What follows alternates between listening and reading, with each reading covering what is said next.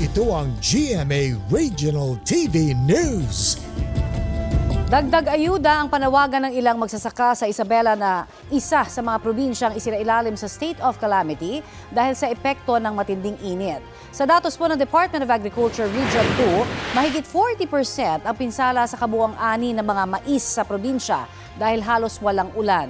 Nitong unang linggo ng Abril, isailalim sa state of calamity ang probinsya. Ganyan din po ang sitwasyon sa Cagayan na isinailalim din sa state of calamity dahil sa epekto ng matinding init at sa nararanasang energy crisis. Ayon sa Provincial Disaster Risk Reduction and Management Council, nasa mahigit 10 bilyong piso ang pinsala sa agrikultura at pangingisda.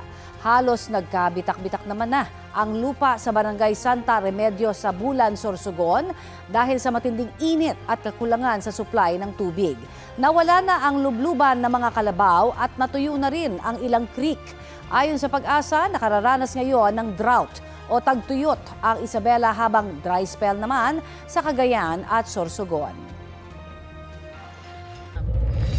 Ito ang GMA Regional TV News.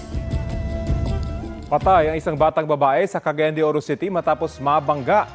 Kinuyog ng mga lalaking bystander ang driver ng nakabanggang jeep sa Cogon Public Market. Naawat naman sila ng mga pulis.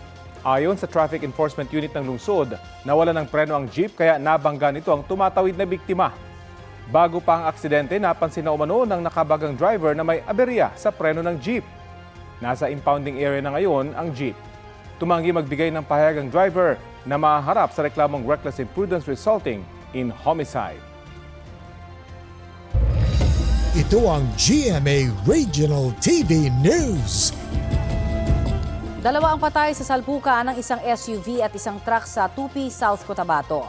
Ayon sa pulisya, binabaybay ng truck ang National Highway sa barangay Polong Uling at nang biglang kumabig ang SUV mula sa kasalubong na direksyon. Sa tindi po ng impact, tumagilid ang truck habang tumaob naman ang SUV.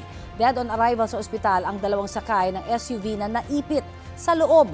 Nagtamo naman ng minor injuries ang driver at pahinante ng truck. Wala pang pahayag ang driver na nasa kustodiya ng pulisya. Patuloy ang investigasyon. Ito ang GMA Regional TV News. Hulikam sa Barangay Compania Central sa Iloilo City ang panggugulo ng ilang kabataan na nauwi sa pagpapaputok ng baril. Nakuna ng video ang komosyon sa harap ng isang bahay nitong Huwebes. Nagsisigawan ang mga binatilyo. Ayon sa pulisya, ilang beses na nagpaputok ng baril ang mga kabataan. Sugatan ng isang babaeng 20 anyos matapos tamaan ng bala sa tagiliran. Nagkataon lang na noon na lumabas siya ng bahay. Dalawang suspect ang nahuli kabilang ang 18 anyos na lalaking nasugatan matapos tamaan ng bala sa paa nang siya ay magpaputok ng baril. Itinatanggi ng suspect na nagpaputok siya ng baril. Depensa pa ng mga suspect, ibang grupo ang nagsimula ng gulo. Patuloy na pinaghahanap ang iba pang sangkot sa insidente.